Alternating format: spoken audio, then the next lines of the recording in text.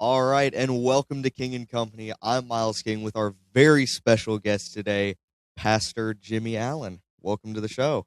Hey, thanks for having me. I'm glad to be here. Glad that you're here. So, for all the people who don't really know who you are, would you mind telling us just a little bit about yourself and kind of how you got into ministry, that kind of stuff?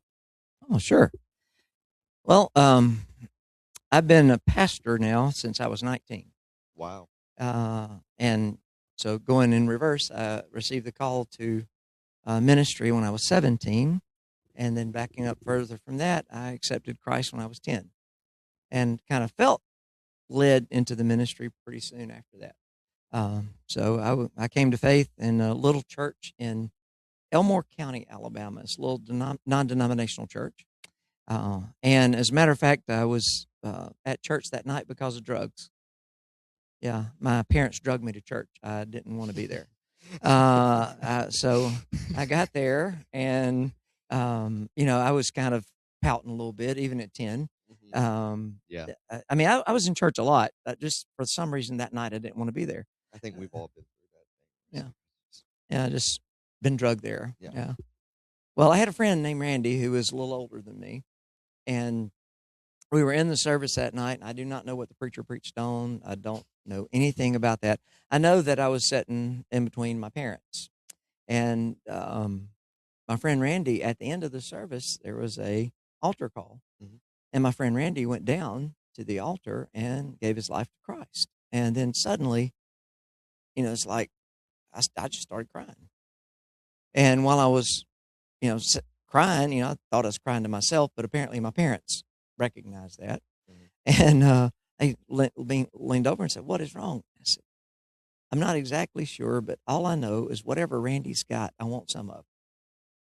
And so they understood that the Lord was dealing with me at that time. I didn't understand it, but they understood it.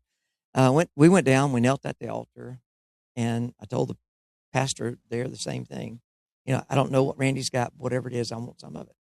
And they shared the plan of salvation with me, and accepted Christ into my heart at 10 years old. And then fast forward to 17, God called me into the ministry, and he and I argued a lot about that, a lot.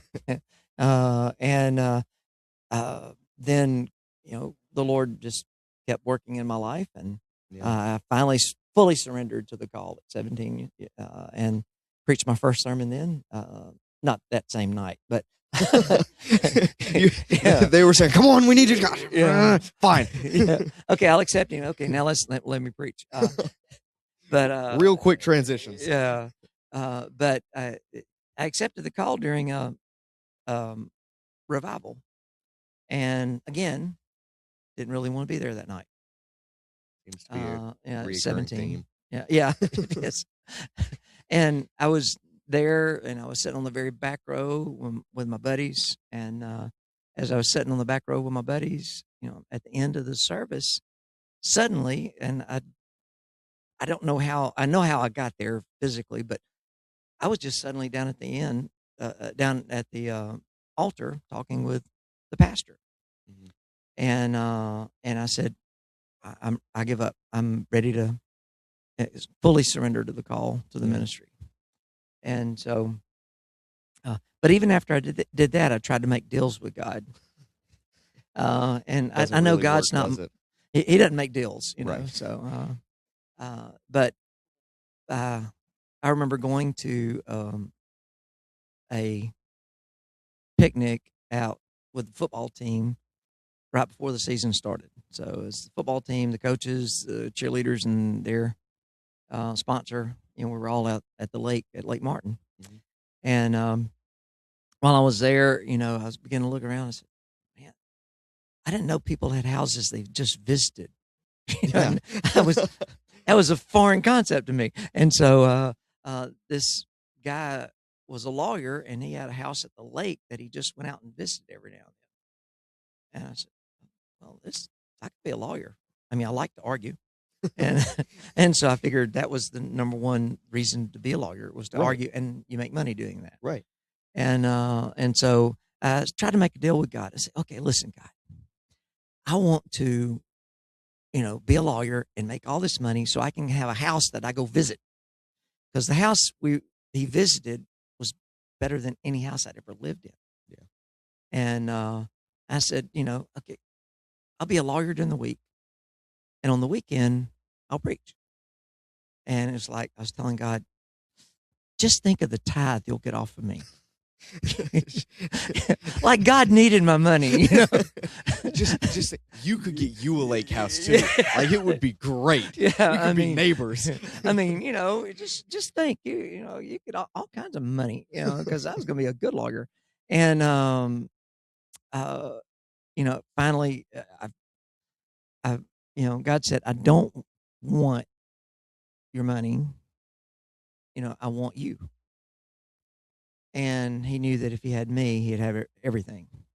And so even though I'd accepted Christ at 10, even though I'd felt the call on my life since pretty soon after that, and even though I tried to make a deal with God, I realized, God didn't want my money. He wanted me. Yeah. And if he had me, he would have everything. Yeah. You use enough. Yeah. Not really. Don't really need the lawyer money. Yeah. And God, just knew that if I would surrender my full life to him, full control, that he would have all of me. And, that's when I said, okay, no part-time preaching. Yeah. No preaching on the side. It's, I fully surrendered to Christ. I was, and in every aspect. Yeah. And that's awesome. So that kind of leads really well into the next question. So, at the end of service, when you do the closing prayer, you always offer for anyone who hasn't accepted Christ to accept. And yeah, I mean, you tell them to pray the same thing every time. So like, where did that come from? Like, where did you kind of get that from and feel the calling of doing that every time? Okay. Well, and that's a kind of a two-part question. I've always felt convicted since my very first sermon to offer people Jesus. My first sermon was the what, the how, and the when of Christianity. That was my whole sermon. What is a Christian? How do you become a Christian? When should you become a Christian? That was my very first sermon. And nobody believes this, but it took me I preached a whole maybe 8 minutes. And anybody who listens to me now does not believe that. If it gets the job done, then it works. Yeah. And so I preached for the 8 minutes, and that's been my conviction since my very first sermon, and I preached well over 3,000 times to offer people Christ at every service. That's been my conviction. Now, I've always done that. Now, I call it the sorry, please, thank you prayer. Yeah. I actually heard that from a program that I was doing, a ministry I was doing called Alpha. And Alpha was a ministry where you would start out with someone who does not know anything about Jesus, and you start through 15 different talks over about 12 weeks. You talk to them about what it means to come to faith. And you give them it's kind of like a step-by-step from somebody who knows nothing about Jesus to all the way to talking to them about the Holy Spirit eventually, and what it means to have the Holy Spirit in your life, and to offer them Christ. And a guy by the name of Nicky Gumbel, he helped to start Alpha in the weirdest place in the world, an Anglican church or Episcopal church in England. This program came out of that. just the weirdest to me. England has not been known as the bastion of evangelism, right. So he started sharing in his talks and about the sorry, please, thank you prayer. And I said, wow, that is really a neat way to look at surrendering your life to Christ and starting a relationship with him. And so it came from that program, and I've used it for, I don't know, 20 years. Well, more than that probably, but at least that. That's awesome. I mean, that's a great way to get something like that out of England. Yeah. Why not? Yeah, it was, and it's huge. The program, the Alpha program there was huge. I mean, they would have hundreds of people come and go through it's about a 12-week program where they hear everything about the gospel. Wow. And one of my favorite things was not only sharing the gospel, but during the program, the thing is, they say, always start your talk with a joke. I agree. Yeah. And I thought, I've never thought of that. I mean, I tell jokes, I tell funny stories or whatever, while I'm preaching. Mm-hmm. Not every Sunday, but often. Yeah. And but they say, come up with a joke to start off this talk. Yeah. And it's, if you make somebody laugh, or at least get them to giggle a little bit, mm-hmm. you can kind of build rapport with them. Yeah. Because you have a common talk, right. a common thing. Gets them a little more engaged. Yeah. Yeah. It does. I agree in the power of laughter. Oh, yeah. I think that, making people laugh is a great way to kind of segue into more gospel-y Jesus talks, I guess. Yeah. Well, I've got one of my favorite pictures that somebody gave me is a picture of Jesus with his head thrown back laughing. And as a matter of fact, it's in my office, and and it's just Jesus just like this, just just laughing. Yeah. Well, I believe that Jesus has a sense of humor. I believe God's got a sense of humor. I completely agree. He made a platypus. I mean, really. Yeah, seriously. And like an ostrich. Like, what are these things? Yeah. I mean, with some of the weirdest looking animals. I mean, he's like, he made that, and I think they're funny looking. I mean, like, in the book of Job, God even asked, like, do you know why I made the ostrich? Because I don't. I made it for your enjoyment. So, right. But I also think that if we're not supposed to laugh, God would have not given us the ability to do it. For sure. And so, to me, that is the laughter, the joy of doing that. I mean, it is a great release to have a good laugh. It really is. To laugh to the point where you have tears, you're laughing so hard. I mean, that is so therapeutic. It is. It's so great. Yeah. And even the scripture says, a joyful heart doeth good like medicine. Yeah, exactly. So, I like it. I mean, laughter is the best medicine. That's where it comes from, Yeah. So. Yeah, that's great. So when you preach, like when you're up there, you have a cross in your hand. And I know that you've talked about it being, kind of reminding you why you're, up there. But like, where did that come from? Like, when did you start doing that? Like, did you get that idea from England too? Like, no, it didn't come from England. Yeah, but I did get it from doing an Emmaus walk. An Emmaus walk is basically it is it's not co-ed. That's what I was trying to get. It's segregated in that women only go to women, men only go to men walks. And during those walks, they have 15 talks. 10 are given by lay people, and 5 are given by clergy. And the clergy give it's called the grace talks. Prevenient grace, justifying grace, perfecting grace. All the different graces, the 5 different graces, and every speaker though holds a cross, and I never thought of that. And it's just the neatest thing because it reminds us why we talk, why we're giving the talk. Yeah. And so I said, well, I love that. And then I happened to be in a bookstore, and I found one of the crosses that I use. And I said, man, I want to start doing that, because I'd given a lot of talks at, I've been a spiritual director and assistant spiritual director at some Emmaus walks, and we always had this, it's kind of like a metal cross that we use and we would hold. And I have one that I have in my office, and but I like the wooden cross.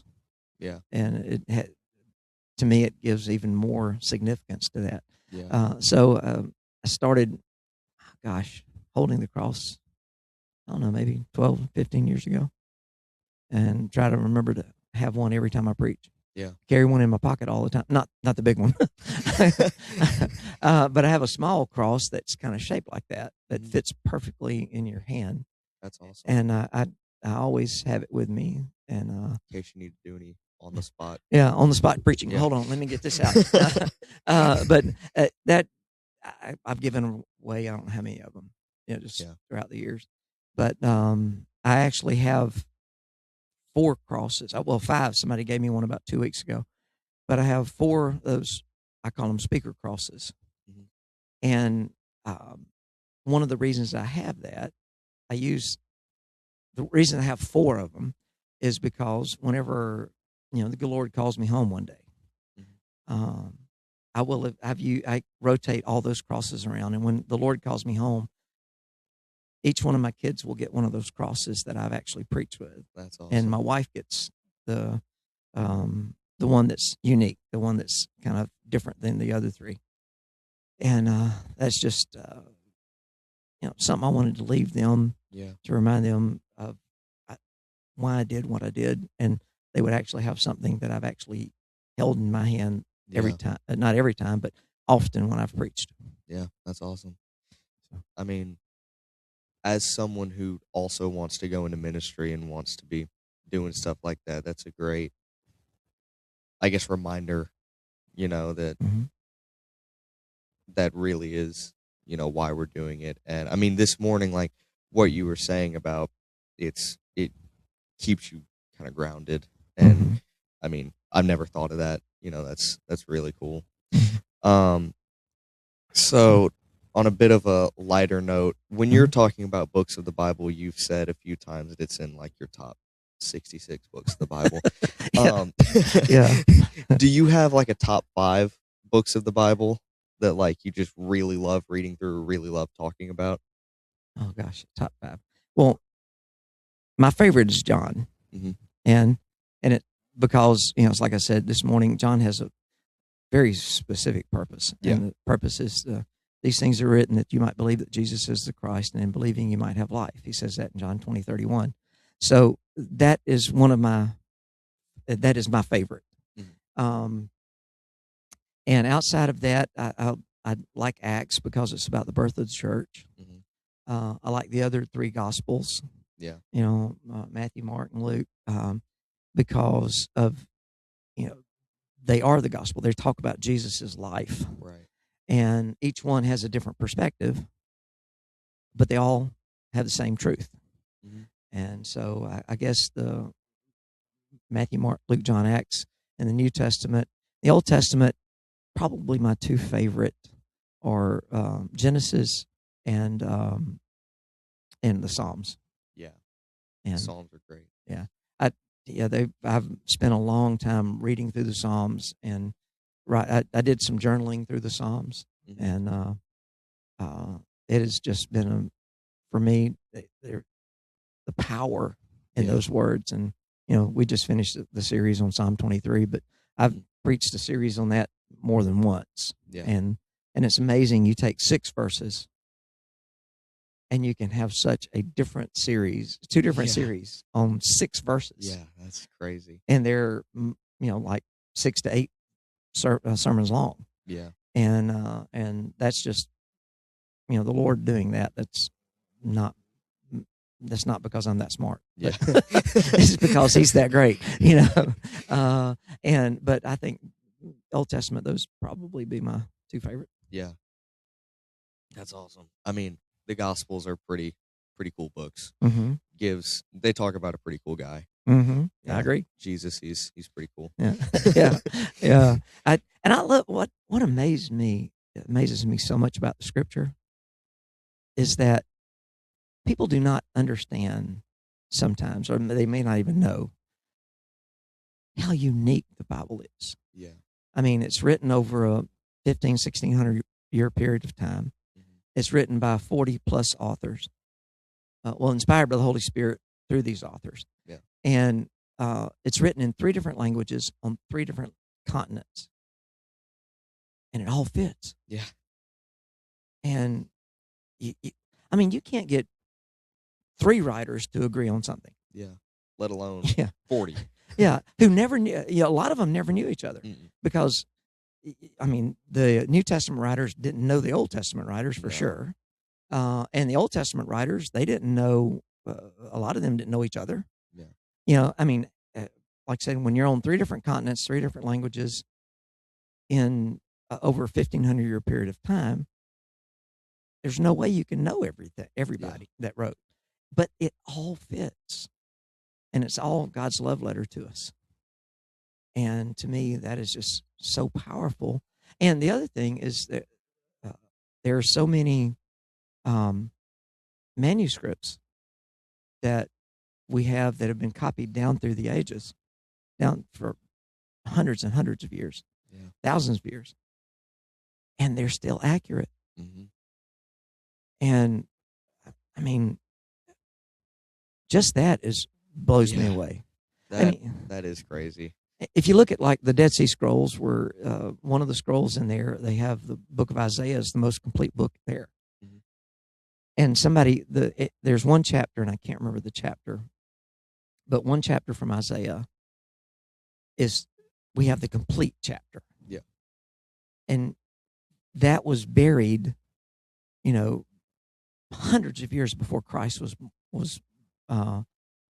born, and discovered in 1948. Yeah. So like over 2,000 years. I think it's 3,000 years from the time it was buried till the time it was discovered. Yeah.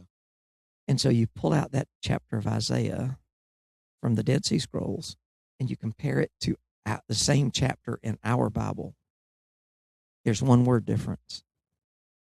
And that one word does not change the meaning of it. Maybe it's like a spelling, or I can't remember what that one word is right now, but it doesn't change the meaning at all. It's almost word for word. That's crazy. Yeah, and that's only God can do that. Yeah. So that's that kind of stuff I geek out a little bit on. So Oh no, I totally agree. It's really cool how the Bible has stayed so consistent. Mhm. Even I mean, like you said, even though that with the with that chapter of Isaiah, like it's been lost for so long, and there were like so many other writers that have like copied it down and could have had the chance to add in their own opinions or whatever, but like it's still word for word almost the exact same, and that's just crazy. Oh yeah, we have like 26,000 manuscripts. Wow. That is called the manuscript evidence, and we have that much where people have copied it for centuries. Yeah. And there's so many rules they had to follow to copy it. Mm-hmm. The same number of letters on each line.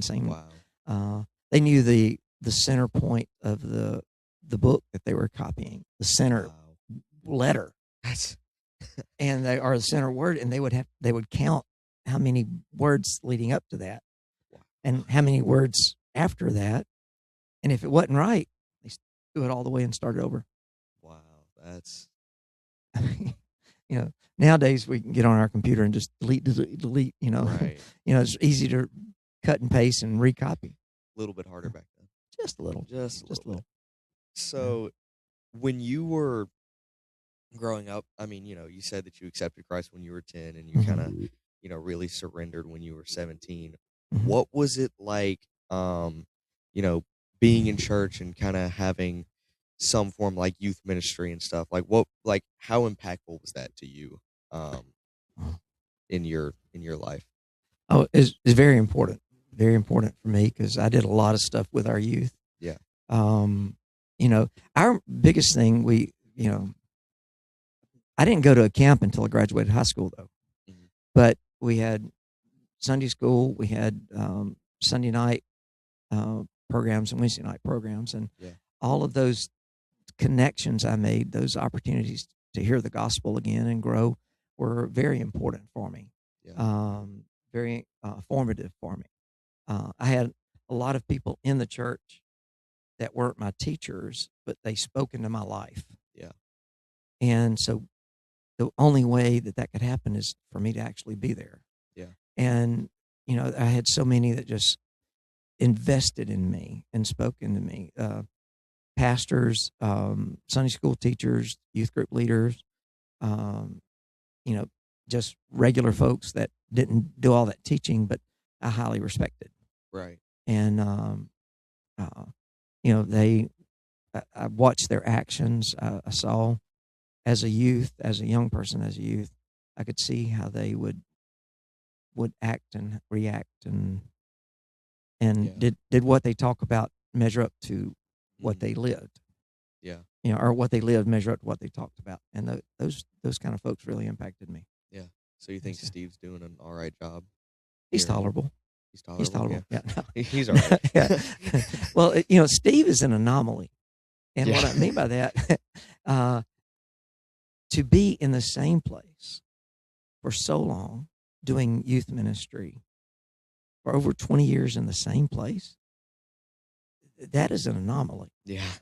The average, the average, I don't know what it is today, but what it used to be a few years ago was 18 months for a youth minister. They were in a church, and 18 months later, they were gone. They were at another church. And, for the way Steve has put down roots with his family here, and the way he is so bought in to the youth. I mean, I've watched how he has done things with the youth, even just in the last 4 months. Now, it's interesting. I've known Steve for a long time, but to be in partnership in ministry with him and to see how he cares for the youth, how he not only just cares for the youth, he cares for their families, how he cares for the other people that don't even have youth here. That kind of an impact, cross-generational with him, is very unique.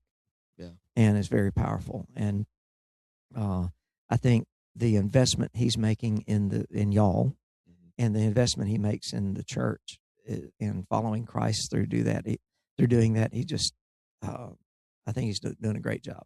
For sure. I mean, Steve's had a pretty big impact on my life in the past 2-3 years. So I mean, I think he's doing all right. Yeah. If he watches this, I guess I hope he don't get the big head. So he's fine. Steve's fine. So to kind of get us closer to the end, if you had like the opportunity, I guess, to kind of be on a stage for everyone in the world to hear what you had to say, and you could kind of tell them one thing, give them one piece of wisdom, what would you tell them? Wow. Well, I think it would go back to my faith, and what I would tell them is the most important decision they ever make is putting Christ first. Yeah. And I'm not saying that because I'm a pastor, and I'm saying that because I believe it to be the full truth. Yeah. And I think the most important thing they can do is when they turn their life over to Christ, fully do it. Yeah. And to trust in Him, and trust Him with the decisions you're going to make in life, who you're going to marry, what your vocation is going to be. Yeah, it's a very big one, very big one. What's your vocation? Yeah. And to realize that a person's calling does not have to be in ministry. Right. God calls people to be doctors and nurses and construction workers and all that. Sometimes that's just as impactful as being in ministry, because all the people that are just in the workforce seeing these great Christ followers living that out is awesome. Yeah, and to me that there are people that these other folks see that I'll never see. And they get a chance to speak into their lives in a way that impacts so many people. Yeah. And so to me, when you live a life surrounded by Christ, surrendered to Christ, and you surround yourself with what He's wanting you to do, and you surround yourself with other people who can help hold you accountable, I think that'd be the other thing I'd tell them. Don't try to do life alone. Yeah. You need an accountability group. You need a good mentor. Yeah. Somebody who'll speak into your life and not just give you words of wisdom, but also words of correction. Yeah. And because I've had the same two mentors for over 30 years. and they are still speaking into my life today. Yeah. And awesome. they're still doing so much to help me out. And I still call on them. I still trust them. And they love me enough to say, Jimmy, that was one stupid thing you did, man. You know, and It's really important to have someone that'll be like, yeah, that was not a great decision. Yeah, we've learned the terminology we've learned. That was an excellent mistake. Yeah. Yeah. In other words, we did it so well we never have to do it again.